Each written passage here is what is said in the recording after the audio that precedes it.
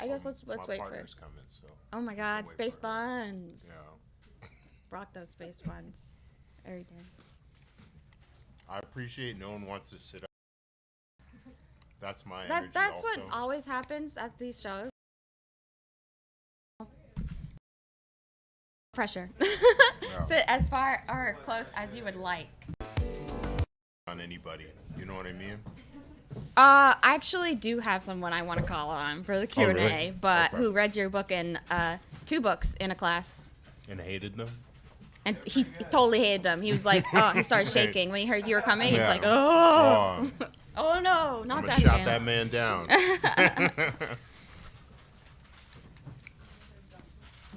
Okie dokie.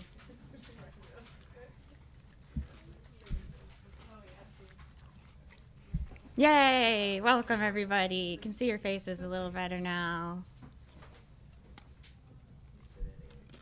Yeah, thanks for coming. Yeah. Yeah. There's more people than I had at my barbecue like 2 months ago. Hi, Damn. Tina. That always happens to me. Like, just to try that one time to get everybody together, and then everybody's like, actually, I have Right. something going on. That I always mean, happens. yeah. Everyone I know are introverts. You know what I mean? Yeah. Drawing. I want to get more people together to do like drawing stuff together. Yeah, There's a lot of stuff like that in Philly. A lot of it. that's true. So, welcome everybody. Thank you so much for joining us tonight for the opening of our spring gallery show, Black Radical Comics by Ben Passmore. I want to give a shout out to Jessica Lowenthal, Allie Katz, Andrew Beal, Julia Morales, Zach Gardner, for their support in making this event happen. And a special shout out to my boss, Allie Katz, who's on parental leave right now, who is also a comics artist, at Allie Katz on Instagram and Twitter. She's making amazing things, and she's also supporting me in programming, and she's created this wonderful programming environment at the Writers' House for ongoing conversations about comics and cartoon storytelling. And of course, I'd like to thank the Brodskys, without whom none of this would have been possible. My name is Heidi Kalu. I'm the assistant program coordinator at the Writers' House, and I'm super excited to welcome Ben Passmore. Ben Passmore's work contains cold takes on politics, riots, anarchism, police brutality, history, sports, and identity. He's appeared in the New York Times, Believer magazine, and LAAB magazine, as well as in frequent contributions to the Nib. His book, Sports is Hell, won the 2021 Eisner Award for Best Single Issue, and his latest graphic novel, following the lives of 7 armed black revolutionaries, These Black Arms to Hold You Up, drops this year in 2022. Let's all give a round of applause for Ben. Thank you for coming. I have two of your bios here, and this one's the most recent one. And this one, just from a bit ago, say that your comics are about crime, monsters, anarchism, sexual dysfunction, police brutality, art theory, and your feels. Oh yeah. Yeah. Would you say it's like that there was a shift in your work in between those two, or are you just pulling out the mics? Yeah, feels maybe felt dated. Maybe that's why I removed it. But I think, I mean, there has been an increased choice. Like, I've been doing Nib comics. Like, I used to do a lot of features, like multi-page features. Like, you know, I went to Puerto Rico and was involved, like, checked out what I guess, I forget what they call it, but it's like essentially like in this island south of the main island called Vieques. They got a bunch of land back from the Navy. They took it back from the Navy, which is dope. And they have essentially like, you know, what coming up in punk we would call like squatted land, or, you know, like sort of like a kind of maroonage, like originally. So where I was at was on the top of this mountain, and this dude named Jorge, he had this farm for a long time, and I wrote a comic about that, you know. So I used to do that quite a bit, and then do some short comics that were like, oh, like I watched Dear White People, and there's this scene that reminded me of like the time I got a gun pulled on me by a cop. So One of the times. Yeah. There's a list. We can talk about that. Yeah.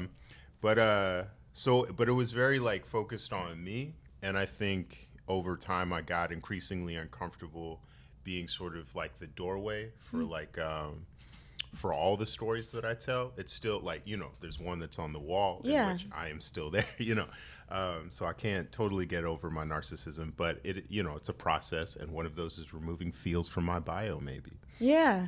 Huh. That's super interesting. I wanted to ask you about that. I also just wanted to continue my shout out Fireball for these amazing prints of the digital artworks. And what excited me about curating the show was the potential to represent narrative and these two comics, which are originally like released for the web for scrolling, and to represent like the physical movement that the comic takes you on narratively, and in the City of Brotherly Riots that your comic avatar goes through, and kind of try and represent that in physical space so that the reader has to travel to along the journey of the comic. And so you've spoken before about that avatar of yourself, like when you go to protests and or show up for stuff, you're taking notes as like yourself, like what you're going to work on from the comic is representational of your viewpoint. Mm-hmm. So did that turn in, and even in the great debate, you are also you're the conversation, but I feel like it works really well as a storytelling a tool to, because you talk about how you can't take out your, like when you already have some political ideas about a story, and it's impossible to remove yourself. Yeah, so like has that changed since you started working on your forthcoming novel, graphic novel? Yeah. Well, I mean, it's, I guess to just talk about like the two pieces, and I actually, there's been a couple, like the first Nib comic I ever did was about going to a Klan rally, not to like attend it, obviously, but as part of like a counter demonstration. And there's been several times when I've wanted to do like a story sort of about the context and what happens at like, some sort of street demonstration, some sort of uprising, which is what I would describe, happened after George Floyd. And it's something that I wanted to write about because, being an anarchist from a young age, street stuff, uprisings was a pretty central part of my experience with that. That's where you go to, express yourself. And I think originally when I started doing, I'd done like a lot of sci-fi stuff before, and I wasn't doing a lot of nonfiction things necessarily, even though like the sci-fi stuff was still very political. But so it was sort of, as I was being employed, I was introduced to the idea about presenting sort of like a thing I was doing, and at that time, I'm trying to remember, but it was I was living in New Orleans, and the political formations in New Orleans is, it's a very conservative city, sort of in the broader sense, like it's usually like people are like sort of fiscal Democrats and like social conservatives to varying degrees, but we didn't have like it's not like Philly, in which there's like a left, there's no socialists, there's really? Like not a whole lot. I mean, I think I first of all, I've never been to New Orleans, but okay. I think of it in my head as a black city. It is a very black city, yeah. But I think that it would be simplistic to say, like, that it's necessarily a progressive city. Like there's not a lot of protest, particularly when I lived there was not a lot of protests, right? And if there was, like around Occupy, there was maybe like 100 people out in the street. Only some of those people were black people, but people really came out when a school decided to stop doing corporal punishment that was mostly attended by black children. Like the parents were like, no, we're getting in the streets because we want you to beat the shit out of our kid.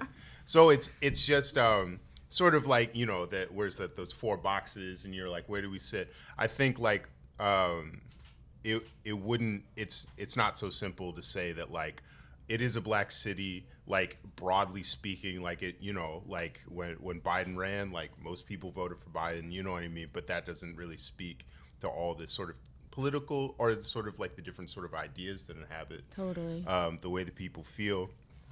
Which is to say, like, there's not a lot there. When I lived there, there wasn't like a lot of progressives, particularly not necessarily like not a lot of progressives. Certainly not really any communists. There's like a couple dusty communists or whatever. But like as like Black Lives Matter was sort of like coming up, we had a group of younger people who were part of BYP 100 who were sort of organizing marches, and there was a real tension between these kids who were definitely like new on the scene, you know what I mean, coming from I think Loyola, you know, they're coming from a fairly fancy school, and they're trying to sort of like lead these marches in a city where, like, you know, New Orleans, one of the things I love about it, it's like it doesn't contain a whole lot of people who are very interested in being led, and prior to them, like most of the sort of like black political organizers were an older generation, who had like sort of like a cross influence of like, you know, SNCC stuff, would probably quote Martin Luther King openly, but it's definitely trying to punch a police in the face, definitely. Like if pressed. So like they were so we had these younger kids so there was that, and then there was like mostly white anarchists, and then sort of like a smattering of whatever tendencies. But usually the street stuff was really defined by these really wild older people who would be like, no, at first we're going to do a march, but if they got pressed by the cops, they're like, no, it's hands now. And then anarchists who were just sort of like, tell me when. And so then we got this sort of like younger organizers, and there was sort of this debate about like between people being like, well, we don't want to be put in danger, like we don't want to, you know, sort of, which is a valid conversation. And I think for me, when it came time to depict these moments, it felt important for me to be like, not only did this happen, but I'm in the middle. You know what I mean? And that this isn't necessarily a conversation about avoiding danger, because I always feel like I'm in danger to varying degrees. It's about like how am I engaging in this space? So in some ways, it was a promotion of the thing that I'm writing about. But that felt, prior to that, I wasn't like super thinking of my own representation in that way necessarily. You know what I mean? As a sort of like playing with this idea about like, what is safety? Where can I be? So in Philly, I think the terminology for that older generation and their activism, possibly old heads, in the fondest terms. And I feel like those involved in the Philly activism community are very frequently led by those who have lived through like that this as not their first intervention with law or the white majority, and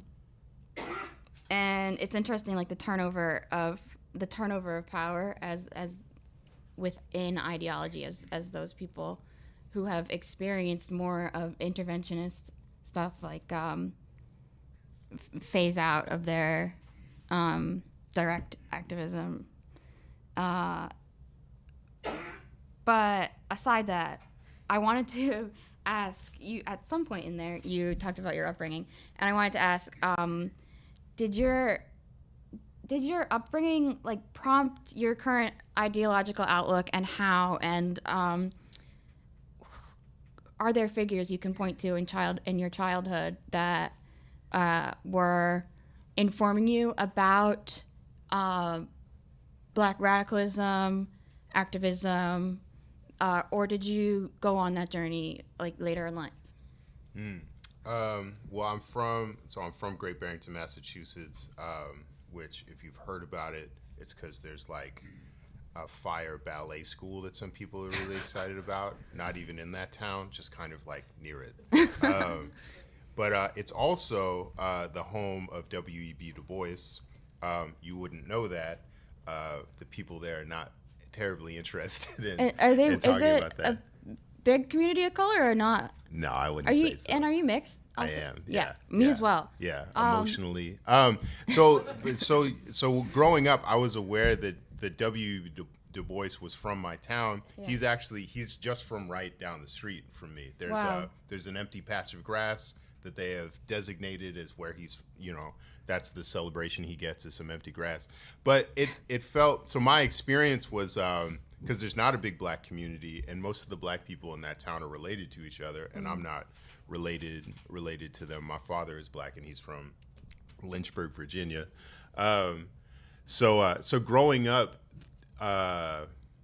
sort of like many things, like it's one of these places that's like it's very white, it's very liberal, but they're very fixated on misery in other places, so they have no particular interest in the people that are poor, or poor black people where they live. Right, Yeah. they're busy, sort of like in Saved my up case. for or something. Right, along exactly. those lines. And I was pretty criminalized at an early age. I got like my first charge.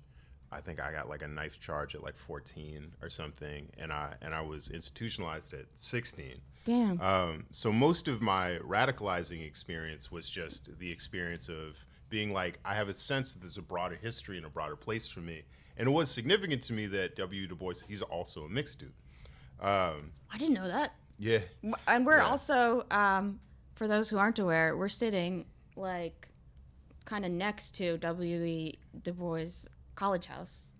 So there's like a housing institution on Penn like that carries his name. But Yeah. continue. Oh, so anyway, so that was significant for me as just sort of like, I didn't know a lot about him. Yeah. So my initial sort of like, one could say sort of radicalizing experience was just there being a dearth of information about black people in my community. The feeling of being criminalized, but being told that like, no, here is a liberal utopia, like you just have a bad attitude. And when I was locked up, I kind of early on, I ended up like not only locked up, but sort of like in a kind of restriction state in the school itself. That meant I was just in the library all day, and so I was not a reader at all. But there's nothing else to do, and I was looking at the stacks of the small library in this institution, and there was this book that jumped out at me because the cover said, "Look out, Whitey, because Black Power is coming to get your mama." Wow, that's pretty awesome. Yeah, it was great. I want to remember the brother's name, but he's from Connecticut. He's an Israelite. We can unpack that, but not at the time of writing. But it was sort of like it starts with James Meredith getting shot. And then how that sort of kicked off, people call that like the last civil rights march, which does make sense because the March on Selma happens after that. But it sort of tracks a kind of Black Power history, and that, is my time up? And from there, I was like, I got this initial sense that like, because it laid out, a history of our people in this country. And, some of that had to do with the repression. And it was the first time I got this sense, I was like, wait, this maybe isn't just me. There seems to be a larger problem. But, it's one skinny book. Yeah. Yeah, and then sometime I was in that institution for 4.5 years, so I had plenty of time to read, I guess. But so later I ended up coming across a book, like I was told to give a book report and pick a book out of this bookstore, and I happened to pick up a book about Marcus Garvey, about Garveyism, mostly because there was a brother with like the big the big hat and the lapels and stuff, and I got really into Garveyism. So these were my first books. Yeah, which is ironic. I was super into Black nationalism, which we can talk about how I feel about it now. But it's funny because now I'm an anarchist. Yeah. But yeah. So anyway, that was my formative experience. Yeah. And so when you were in school, what was your experience like in the midst of all this ridiculous critical race theory, like nonsense, like let's not let our kids know about our country's past and present. I'm curious as to like what your experience learning about American history was growing up in Massachusetts. Yeah. They didn't really teach it. Yeah. Like, I think I said somewhere, but it's true. It's like the Black history in high school was like basically two sides of one page. One side was chattel slavery and the other side was Martin Luther King. And you were left with the assumption that everything was fixed. So that basically was it. Yeah, because I was in just regular public school. So yeah, that was really it. Yeah. So you've since done a lot of reading, would you say? Yeah, probably. Into all these different pieces and parts of Black radicalism, Black nationalism, Black anarchism, militarism. Is that? Black militarism. Yeah. When did you? All right, maybe I'll pivot to a question about that. So, in that the Oregon interview, you're talking about how this new project you were learning about Reconstruction in the South, Right. and that made me want to ask, like, how often do you have? So, for me, it was kind of the same thing learning in class, except for that my fourth grade teacher, I went to a private school that was vast majority white, and in my class it was just me and this other kid. And when we learned about slavery, the teacher says, "Okay, Heidi and other kid, stand up. Everybody give them a round of applause for being such good sports." Okay. And that was wild. And my mom, I grew up with a mom who was like colorblind. Okay. Like literally? No. Okay. Sorry. She's just like okay. She's just That's how she feels she didn't about believe me when as a teen I was like, "Yo, can you come in with me to CVS because the people in there just follow me around. It feels really shitty." Right. She's like, "No, they're not." Oh, I see. And just recently she was like, "Oh, now I believe you now." Right. I'm like, "Okay, thank Right. you." Like 20 years too late, Right, but a little too late. Yeah. not 20 years. I'm not that, but Right. I don't know. I'm that I think old. 12 years too late. So with like the research you're doing for these historical pieces, do you find yourself often coming to a point where like your worldview about the past and how that informs the present, that you find you're being surprised by the knowledge, the new nuggets of knowledge you find often, or do you feel like your political beliefs as they are, like kind of follow the narrative as you discover more? Right. I mean, it's sort of difficult. It's like, it's one thing for me to go to like a demo and just sort of weigh into like a perceived chaos and sort of like derive what I can. When I end up doing like, as you said, I do read a lot, but I'm reading, like a lot of researchers now putting together a book, some thick book that probably no one's read, but you know what I mean? But it's still collected.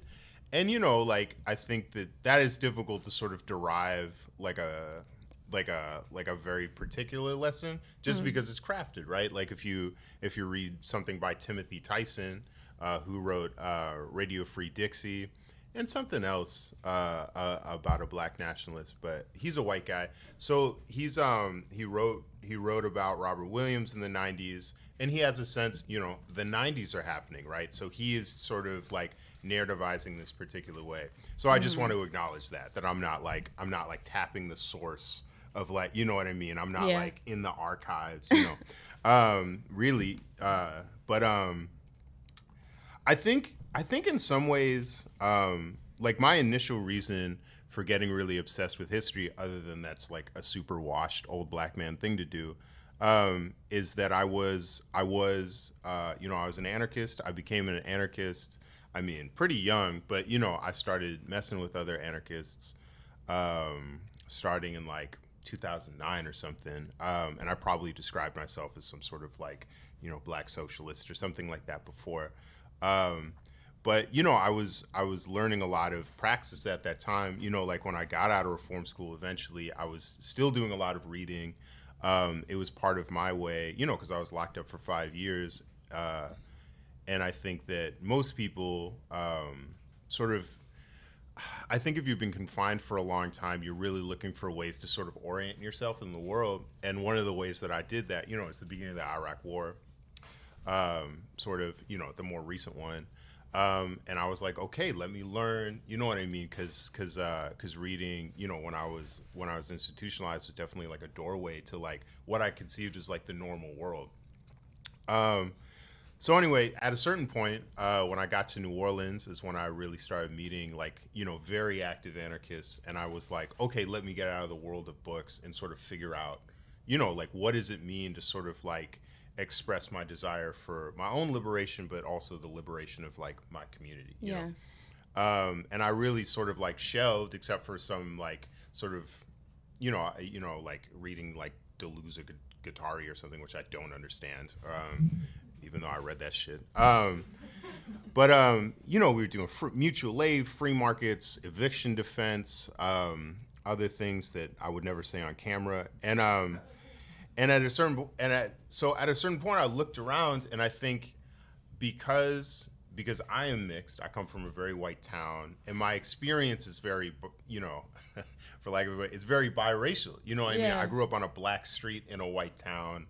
My friend group has, sort of oscillated between like primarily black or primarily white.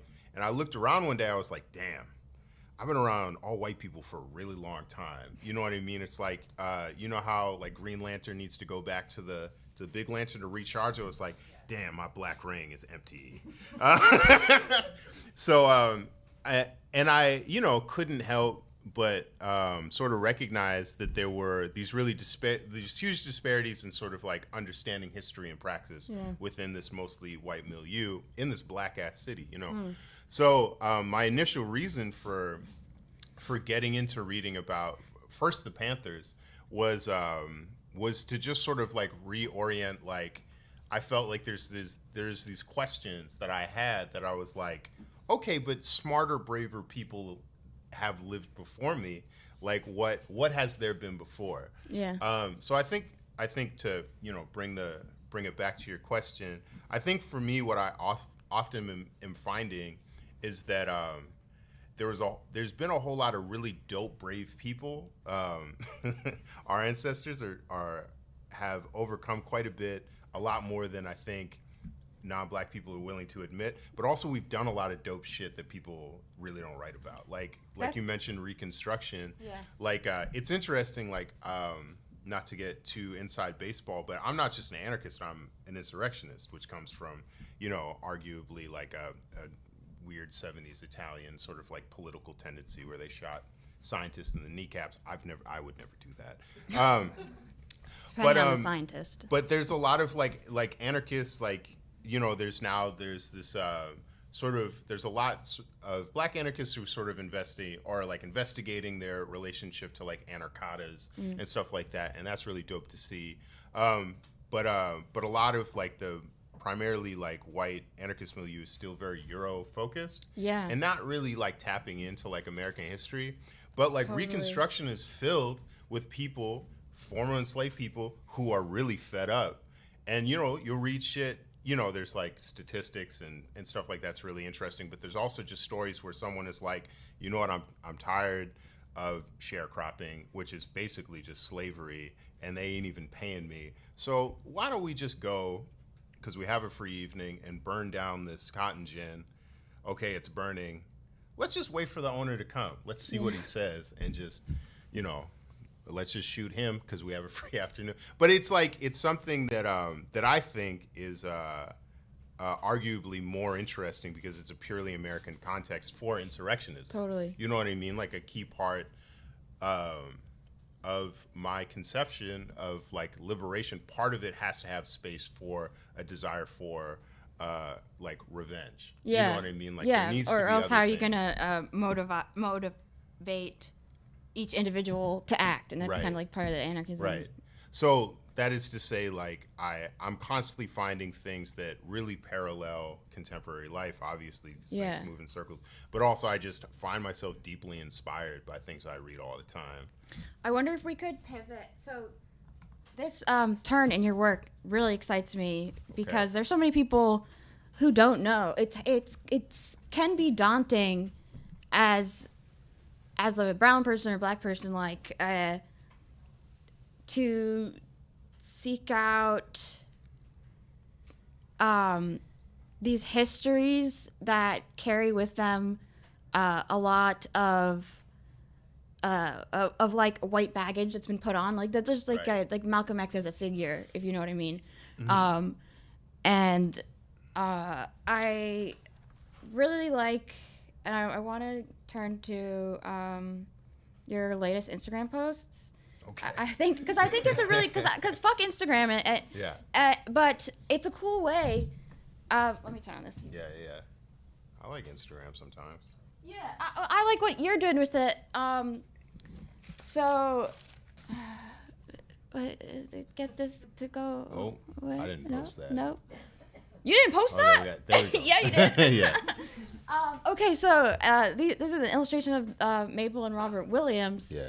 And Robert Williams features in the comic that's hanging in the gallery space or the arts cafe where we're sitting right now, who you make into a really cool character. Nice. To pair with Dr. King, who for like a lot of kids, a lot of people growing up is like the only figure. Yeah. But you pair him with Williams, and then they're like not antagonists, but it opens up your mind to more things. Yeah. But I really like this post both because it's a process demonstration. You using Procreate these days? Yeah. Or? Yeah. That's how fast I draw. Yeah, it just happens just like that. Yeah. That's like boom, done. Boom. But this Instagram online format doesn't do the best justice. But you have a lot of writing that you did in the description. Yeah, it's maybe Yeah. too much. No, I don't think so. you don't I think think it's a so? cool way. I think it's because Instagram and these image board platforms are so they're important for artists, and then there's this whole other thing that's like just superficial, just like the way things look as being important, and meanwhile the platform has built in for it this potential for narrative and for teaching. And I know you're not the first person to do that, but I think this post is a really cool example. And then we can go. This one also is really cool. This is the second to last post. There's a process drawing, and I love reading these comments. A lot of people. The comments weren't what I expected. I don't know what I was expecting, and maybe you've like read more of them or haven't read them, but like a lot of people in here are like, yeah, this person really inspired me. Right. Yeah. Yeah. And so bringing more awareness to figures in history who we can turn to as examples of radical, as people who acted in radical ways, is really cool. Because a lot of people don't have that, and they don't have like an easy way to access like that knowledge. They're not locked up with a bunch of books, and that's the only thing they can do. Right. Yeah. So you talked before about your hesitancy to feed into, and we can stop this now. But you talked before about your hesitancy to feed into stereotypes as you're illustrating and storytelling about Black radical figures. Is that do you know what I'm getting at? I don't remember exactly saying that. Okay. So basically what I was feeling listening to you talk about that was that like there's like a heavy load on your shoulders depicting figures who have who are human, right, and have made choices in the moment, and they've done really important things, right. but they're not gods or idols, and it's like you don't want, especially with Black militarism, like there's so many things about the movement that are more than what people the bad things that they want to take away from it. Yeah. That makes sense. Yeah. And was that something that you encountered or struggled with in your forthcoming work, or was it kind of easy for you to pick like a way to tell revolutionary stories and have the political takeaway that you want? Yeah.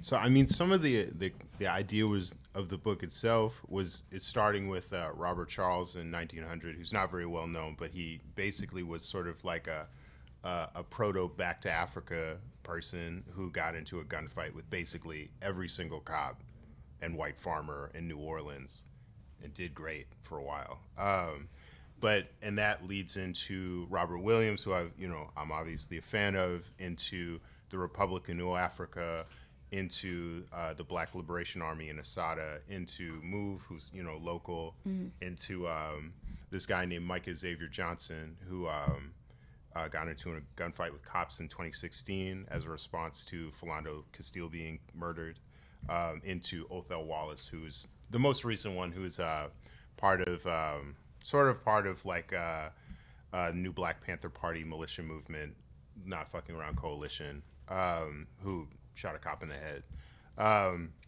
So it's not the idea was not to just write about cool people shooting cops. Though, although that is cool. That is cool. I don't think Pantheon would buy it just for that.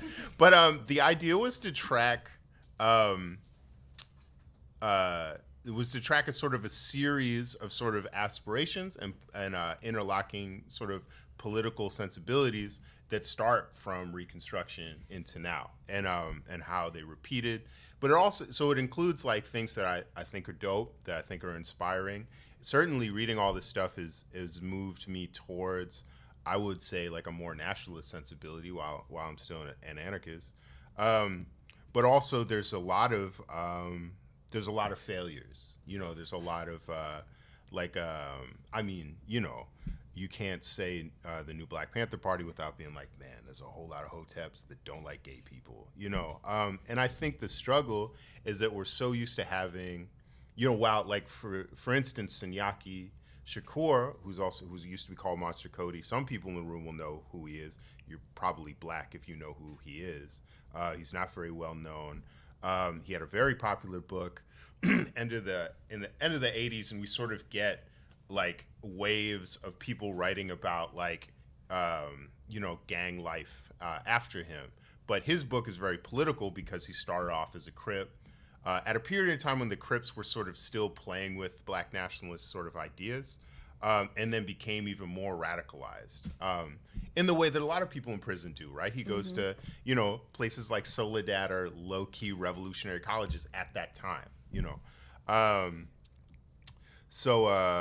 what was I saying? So he's not very well known. There's not a lot of people that write about him, let alone go deep into his ideas. And even, he died, unfortunately, kind of recently. People don't talk about who he was after he was a Crip in 1990,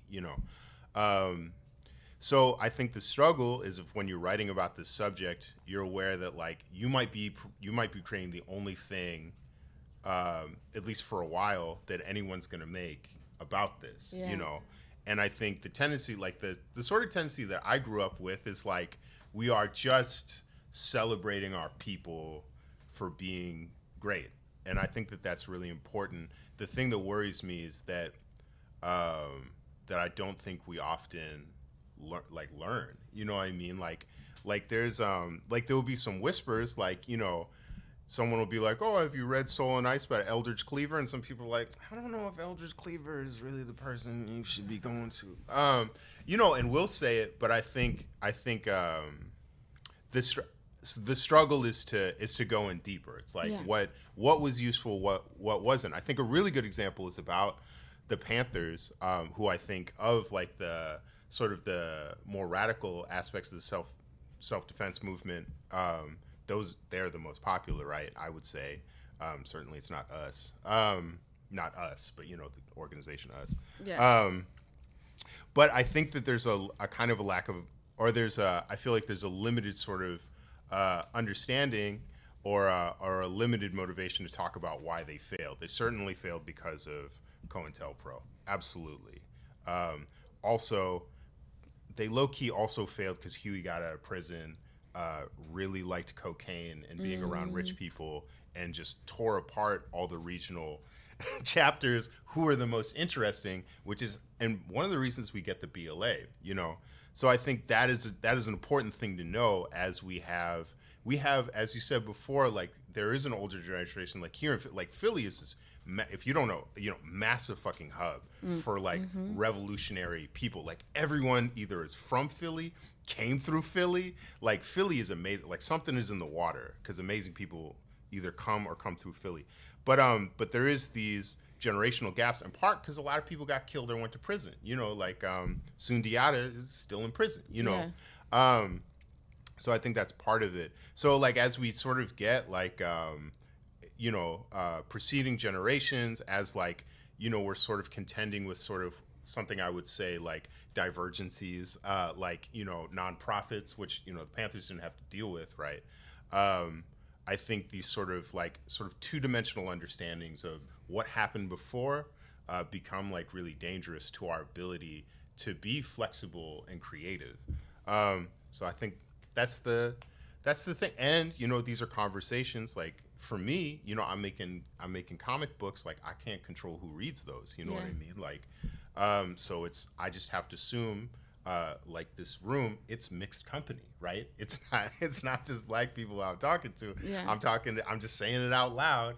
You know what I mean? And we have to deal with the mischaracterizations that are projected on us, but also the people in history, right? Yeah. Like as soon as you say like I'm gonna write about black nationalists shooting people, it already gets complicated, right? Totally. Because of the characterizations that come before. Well, we should be able to confront that and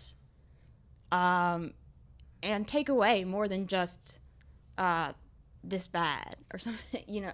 Yeah. So and a lot of times my frustration with some, I don't want to say I'm frustrated with all popular black media, no, but like the marginalizing of that sometimes happens in like Hollywood black media, where it's only for black audiences and there's not a lot and so that gets coded into blackness is this one certain thing. Yeah, so confronting these I guess testy histories is real and important. Yeah, so that's really dope. We definitely need help. I mean, they made a movie about Fred Hampton that's more about the snitch. That's crazy.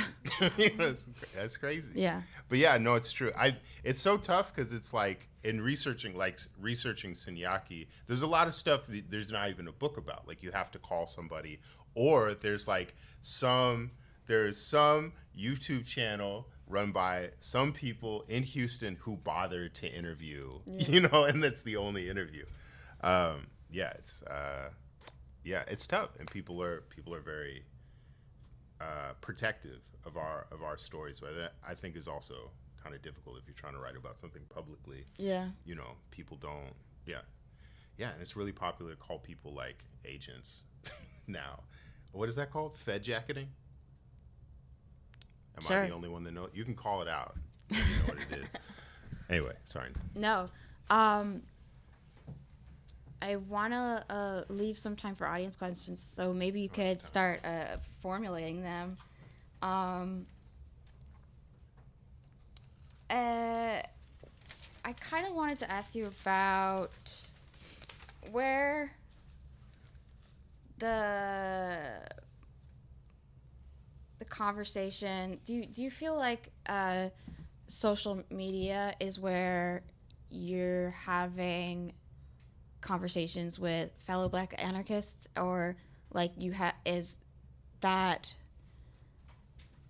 is the movement represented on like Twitter, or is the Twitter audience just like this imaginary Antifa that the right likes to imagine is much more involved and like organized than actually is, that and then like that segment of people who are actually trying to like, inform other people about Black histories and Black realities.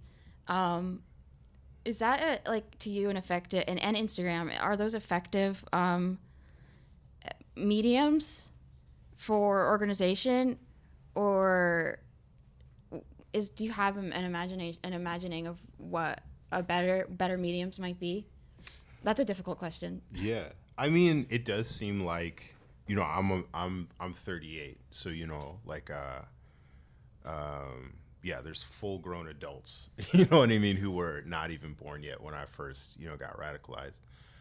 It does seem that younger people do get a lot of their whatever are radicalized on Twitter and stuff. That just seems like a fact. I mean, some comrades, some younger comrades that I have, that is what happened.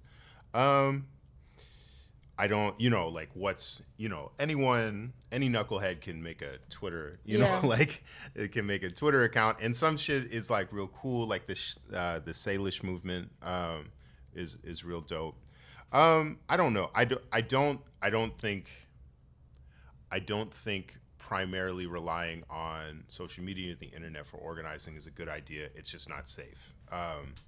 And there's also, you know, the issues with the algorithm and stuff like that. But basically, it's like when you talk on there, you have to just imagine you're being watched, because you are. And I mean, when I was coming up, you know, we fully embraced, you know, putting the phone in the fridge or the microwave and walking around the street and having a conversation about almost anything. You know what I mean? And something because of the generation that I came up in, we were post. Like the mass mobilization movements, when people were like, oh, I'm gonna go down to Chiapas and do that for a little bit and then go to the G8 and throw some paint at a cop. We were really focused on, okay, this is the city we live in, like what's going on here? And I think that makes the most sense to me in terms of how anarchists should move, you know, is sort of focusing on what's happening in your area. And you don't really need the internet for that. You know what I mean? It can be a tool, obviously. Whether or not, like, you know, I don't know. I don't totally, and I'm gonna sound like an old man. I don't totally understand like certain fixations that people have in the internet, and it seems sort of like more geared towards like just the weird cycles of outrage people get on the internet. Like people like Twitter anarchists are really obsessed with Marxist-Leninists. I've never talked to a Marxist-Leninist in my life for any long period of time, and I don't care. I could probably find one in the pop punk scene, but I don't know how long that conversation would last. I know. I mean, you know, they talk about social materialism, something. I don't care. It's not very useful. But yeah, I mean, honestly, like we used to just clown them when they showed up once in a while and just kept it moving. So anyway, so like sometimes I think there's a disparity between like what our capacity is and how much time we're spending on people who also have no capacity. Totally. You know what I mean? When like we should be doing other things. But also it's fun to clown on people. So yeah, I certainly laugh a bit. What is it? Black Hammer? That seems like a mess. I know are they technically Maoists? I think so. Oh man, that's a mistake. That's a mistake. That's a mistake. So I guess that's the short answer to that question. I'm not capital O organizer, so I'm no specialist, you know. In Philly, we have we had, I hope they're still around because of funding issues related to the pandemic, but we have reading libraries with zines and stuff, and like a ton of events happen there, but also it's just a space for you to come in and like physically share your ideas with other people, which is really cool. It would be cool if, from my point of view, my friends that call themselves anarchists like took a step back from the Facebook trolling. Right. And we're like, okay, let's actually do some action in the world. Mm-hmm. But I myself am I'm afraid of getting tightly handcuffed or going to Sure. shit. You know. Sure. It's Yeah. it's a scary concept, but Just need good shoes. Yeah. Gotta run. I gotta practice my cardio. Yeah, get the and Yeah. all anarchism relies on heavy cardio, certainly. Totally. Yeah, that's what I've learned. But yeah, I think what you're saying is important. Also, just something, if just to keep on theme, like something Russell Maroon Shoatz said, who died recently, who was part of the Black Unity Council, was briefly, arguably a Panther. Very, very important figure locally and nationally. But he always talked. He was in prison and solitary confinement for a long time in association to some revenge against some cops. And he talked about one of the central issues that happened during the Panther time. One of the reasons that he thinks that like both the Panthers sort of suffered and the BLA suffered, even though the BLA lasted longer. Better praxis, in my opinion. Anyway, segue. He said that there needed to be a plan to sort of have above ground and below ground, and to have these sort of work with each other, and for there not to be an antagonism around what sorts of things you think are important for you to do. So I think that's one thing. And also in my experience, like, like you can have reading groups, you can have like an info shop or something. I think those things are always going to become targets of like in Philly, like Nazis and cops and stuff. Yeah. And so I think people that do those things should just be aware that's going to happen. But like sort of like deep down, like, or like in my experience, like groups of anarchists have always thrived because they've built tight friendships with each other and tight friendships with people who are not just sort of like political agents with you, but are going to build you up. Yeah. So I think that's the other thing, and that is definitely within the BLA model. So I think this is another thing where it's like you could go out, read Maroon the Implacable, and you'll probably get a much more smarter person than me, sort of like weighing very specifically about like what kind of organizing is probably useful. But I personally, I see a benefit to both, but I'm Sure. very thankful for what you have to say. Sure. So I want to turn the mic over to anybody with questions. Yes. Hello. We've got a Hi. wireless mic for the YouTube audience. Hello. Hello. Hi. Question for you. So what is it about comics that lends itself to your message? Like, why did you choose comics? Like, how did you get started in, writing comics? And why do you feel like it's it's the perfect medium to get out your message? Yeah. I mean, I don't think of. Well, yeah. I mean, I don't think of comics in purely utilitarian terms. I mean, the easy answer is that I only know how to draw comics, so that's why I make them. But I mean, so I grew up on comics. I grew up. I'm born in '83. I'm the general, like all the movies coming out right now, boom, that's for me. Yes. If you're wondering who it's for, me, yeah, you're welcome. Yeah. So like all the gritty bullshit, I was like, So I like grew up with comics, and they were definitely my haven. And I started drawing really, really early. The first comic I ever did was like just a ripoff of Spawn, because I loved Spawn before I knew a white dude made it. Yeah, if that's news to you, I'm sorry. So yeah, and I just kept doing it. You know what I mean? Like I kept drawing when I was institutionalized. I drew comics there, and then when I got out, and there was sort of like this insistence was like, are you going to go to school? Because where I grew up, you trim trees or you sell drugs. You know what I mean? So I was like, maybe I'll trim trees and sell drugs. But I ended up going to art school, and I was like, I was like, I'm not a good student. Despite how much I read very slowly. So I was like, let me do comics, So it's just been an obsession of mine since I was a kid. And it's always been, for me, sort of the easiest way for me to just create something. And I think also it's just like, for me, I like, I've lived in communes, I'm in shared projects. It's the one thing that is all me. You know what I mean? And I can be director, choreographer, all that stuff, and I can just take what's here and put it down.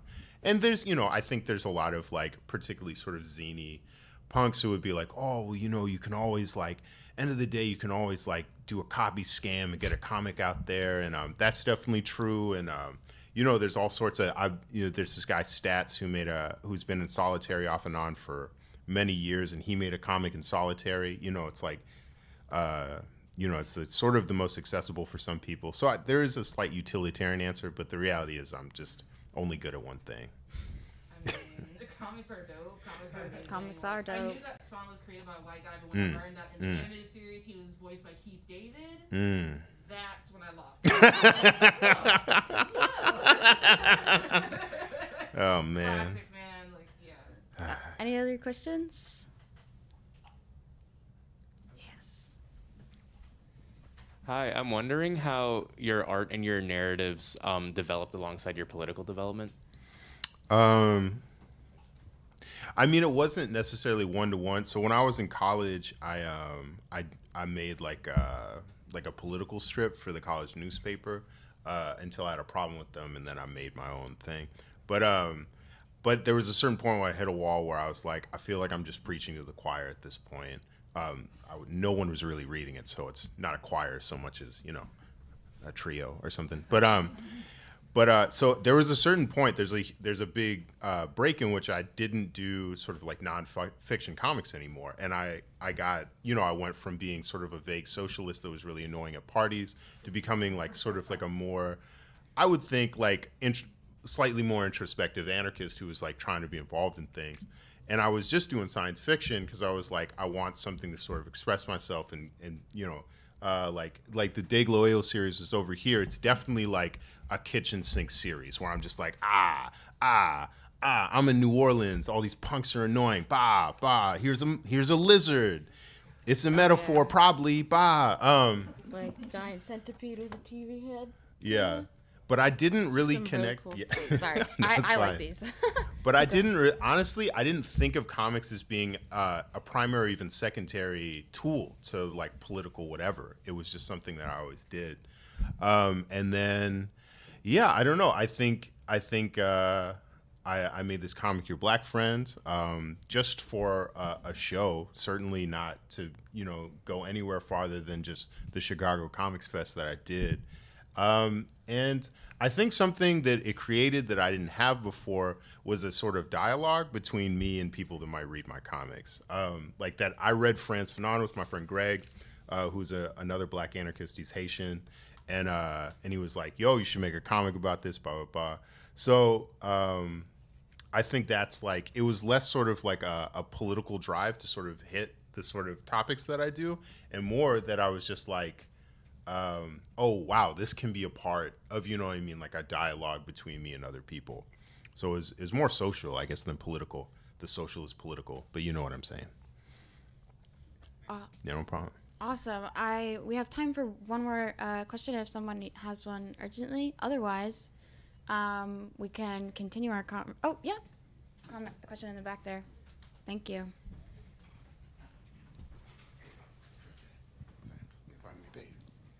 Yeah, good evening. I'd like to ask you, artistically and politically, the artist for the Black Panther newspaper, I believe his name was Emory Douglas. Yeah. What's your take on him in those areas, aesthetically and ideologically? And also the Black Arts Culture Movement, what's your take on the Black Arts Culture Movement? As far as your art. Oh, okay. I was like, I mean, I love Emory Douglas. You know what I mean? Yeah, I mean, as a cartoonist, I like bold lines. I mean, he deals in a kind of iconography that is literally iconic, obviously. Like, I feel like, whatever sort of dialectical materialism or, like intersectional anti-colonialism, like all that Panther stuff is like, you could forget that, but what you're gonna remember is Emory Douglas art. Like I got some hanging over my bed. So And it seems like over the course of, all the weird stuff that happens, particularly like after Huey got out of prison, it seems like Emory Douglas was a good dude the whole time. And I'm glad he's still thriving. Yeah, I mean, in terms of like my own influence, I don't know. Like, I think that like I came into or like a lot of my development was inspired by like 90s weird hyper realism and like dystopian stuff, and I think I'm still trying to decide like the sort of like Pan-African like our cultural movement is so sincere and so connected to like trying to discover like a history and tradition that I find that it isn't really affecting the aesthetic of my work so much as like my personal praxis. But it's definitely something I'm trying to like discover, you know what I mean, for myself. But yeah, it's an interesting question. I'll talk to my therapist about it. Thank you so much for the wonderful questions. Thanks for that, too. Yeah. No doubt. So I'm really pleased to announce that we are giving away these the Eisner edition copies of Sports is Hell for free to our guests tonight.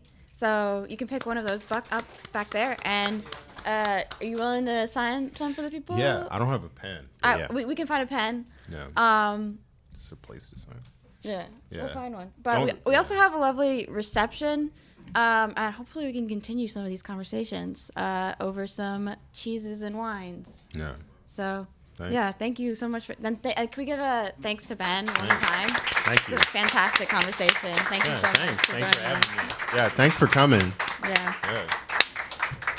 Grab a snack. Check out these beautiful prints. That was great. Thank you. Yeah.